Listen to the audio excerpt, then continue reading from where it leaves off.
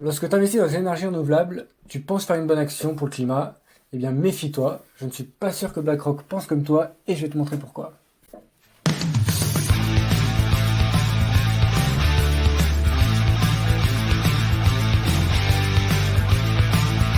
Salut les gauchistes et bienvenue dans la première vidéo de mon challenge d'investissement en bourse où j'investis tous les mois au minimum 500 euros en direct devant vous. Alors tout au long de ce challenge, on va investir dans une entreprise qui respecte l'accord de Paris, mais du coup, c'est quoi l'accord de Paris?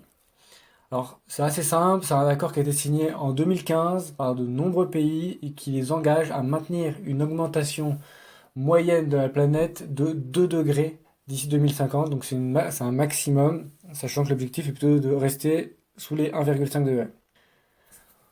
Ok, mais si je dois chercher les émissions de gaz à effet de serre de chaque entreprise dans laquelle j'investis, je n'en suis pas sorti. Eh bien, figure-toi qu'il existe des outils qui font le travail pour toi grâce à l'indicateur qui s'appelle Implied Temperature Rise, fourni par MSCI, donc je vais appeler par la suite ITR. Alors cet indicateur ITR, c'est une métrique qui s'exprime en degrés et qui a été conçue pour montrer l'alignement des entreprises avec l'accord de Paris. Donc vous avez trois catégories, celles qui vont dans le sens de l'accord de Paris, celles qui sont plutôt éloignées de l'accord de Paris et celles qui vont à l'encontre de l'accord de Paris. Donc qui sont au-delà de 3 degrés. Pour calculer cet ITR, ils vont regarder le budget carbone restant dans le monde entier pour rester sous ces 2 degrés. Et ensuite, ils vont le répartir sur l'ensemble des entreprises qui sont référencées chez eux.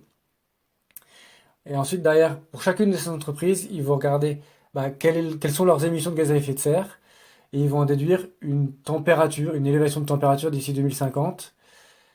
Et ça vous donne l'ITR. C'est vraiment une valeur en température. Alors, maintenant, moi, petit investisseur, écologiste, j'ai investi une part importante de mon portefeuille dans une ETF à énergie renouvelable. Alors, pour rappel, un ETF, c'est un panier, en quelque sorte un panier d'actions. Donc, je vais vous montrer sur mon application Bux cet ETF. Donc, j'ouvre mon application. Voilà, je me connecte.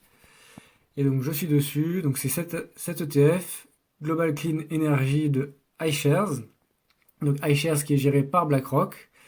Et donc voilà, c'est quand même une grosse partie de mon portefeuille, hein. J'ai 300 euros dessus, donc c'est une grosse part.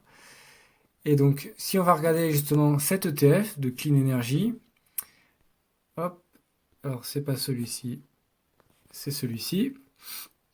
Et bien on peut voir, donc là je suis sur le site de BlackRock, et on peut voir que l'ITR est de plus de 3 degrés. Donc pour un ETF énergie renouvelable, c'est un peu contre-intuitif. Mais voilà, il faut le savoir. Donc là, on est sur un ETF qui ne respecte pas l'accord de Paris. Donc moi, dans le futur, je vais vendre cette action-là en m'assurant bien sûr que j'ai pas fait de perte pour en acheter une autre. Si toi aussi tu veux retrouver cette information pour les ETF, soit tu vas sur le site, donc pour BlackRock ça marche, pour Lyxor ça marche aussi, pour d'autres c'est un peu plus compliqué. Et donc quand tu n'arrives pas à l'avoir, tu peux aller chercher la composition de ton ETF et tu prends parmi les 10 majeurs dans ton ETF, tu vas regarder sur le site de MSCI, donc je te montre là aussi en direct. Donc le site de MSCI, il est là. Et donc tu peux rechercher ton action. Voilà, donc ici, je peux mettre... bon, j'avais mis Realty Income, donc voilà, tu mets Realty Income. Et tu vois, l'ITR est de 1,8 degré. Donc c'est pas excellent, parce qu'on cherche plutôt du 1,5. Mais là, on est clairement sur une entreprise qui respecte l'accord de Paris. Donc moi, j'ai pas de problème à investir dessus. Mais attends, mais si tu investis que avec des entreprises qui respectent l'ITR sous les 2 degrés, tu ne peux pas former le marché. Et bien au contraire, je vais te montrer par exemple BlackRock, là encore, qui a fait un autre ETF, donc ETF SP500, donc qui est le marché américain, et iShares SP500 Paris Align Climate. Ça veut dire qu'il va suivre le marché américain comme un ETF SP500, mais il s'assure que son ITR est entre 1,5 et 2 degrés. Donc là, on respecte l'accord de Paris et tu auras les mêmes perfs qu'un ETF SP500 classique. Allez, c'est parti, je mets ma veste d'investisseur et on investit ensemble. Alors du coup, je lance mon application Bux. C'est parti, je vous la mets à l'écran. Alors du coup, mon portefeuille, aujourd'hui on va faire le bilan parce que c'est la première fois. J'ai donc une valeur totale de 4744 euros. Donc ça prend en compte à la fois ce que j'ai investi et ce qui reste en cash. Donc j'ai 3315 euros d'investi et j'ai une réserve de 1400 euros de cash. Ça, c'est fait exprès parce que je mets pas plus de 500 euros par mois. Et donc des fois, quand j'en ai un peu plus, bah voilà, j'alimente mon portefeuille, mais sans l'investir. Et s'il y a des mois un peu plus difficiles, bah voilà, j'irai piocher dans ce cash. Donc c'est parti. Première action que je vais acheter ce mois-ci. On avait vu dans ma vidéo précédente, c'est Robert Half. Robert Half, donc il est une société de conseil en recrutement. Donc là, j'achète, tac. On va prendre deux actions. Hop, deux actions. Oui, c'est américain, donc il n'y a pas de frais. Voilà, 172 euros. Hop, commission 0. Passage d'ordre. Tac. Ensuite, on va investir dans une boîte que je vous ai aussi présentée dans ma dernière vidéo, donc American Tower, qui est une boîte d'immobilier, immobilier coté. Donc là, je vais acheter une seule action parce que c'est 250 euros l'action. Hop, on vérifie, 0 euros de frais de commission. C'est parti. Voilà. Maintenant, ce que je voudrais faire, ce qu'on a vu tout à l'heure, c'est que je voudrais vendre mon ETF Global Clean Energy. Hop, vendre. Donc je vais tout vendre, 100%. Hop, vérifier. 1,50 €, ouais. Mais bon, vu la plus-value que j'ai fait dessus, pas de souci.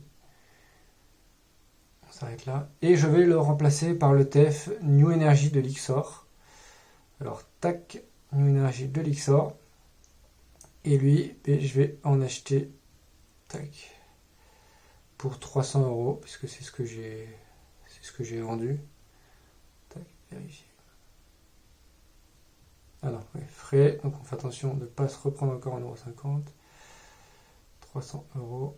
Ah, on va essayer de faire 300 euros, donc il me faut, hop, 7 actions, parfait. Vérifier, commission 0. Voilà. Alors maintenant, je vais vous montrer quand même les deux actions que j'ai achetées. Donc déjà, New Energy, Lyxor ETF. Donc ce qu'on retrouve sur leur site. Pourquoi c'est eux que j'achète? Parce que voilà, son score de température 1,5 degrés comparé à BlackRock qui est à 3 degrés. Et ensuite, on va aller rechercher l'ITR des deux que je viens d'acheter. Donc j'ai acheté American Tower. Tac. Donc 1,7, voilà, nickel. Et Robert Half. Tac. Alors super, hein, même sous les 1,5 là. Voilà, 1,4 degrés. Allez, maintenant, ce que je veux faire quand même, c'est un bilan des dividendes que j'ai eu ce mois-ci. Donc, si on va voir sur le mois de mai, donc sur le mois de mai, j'ai eu Sanofi, Apple, Danone, Realty Income, Colgate-Palmolive, Procter & Gamble, Air Liquide, Nexity et le Global Clean Energy ETF. Pour un total, sur le mois de mai, je vous dis ça tout de suite. Sur le mois de mai, on a un total de 12,39 € de dividendes. Voilà, c'est au mois prochain. Salut!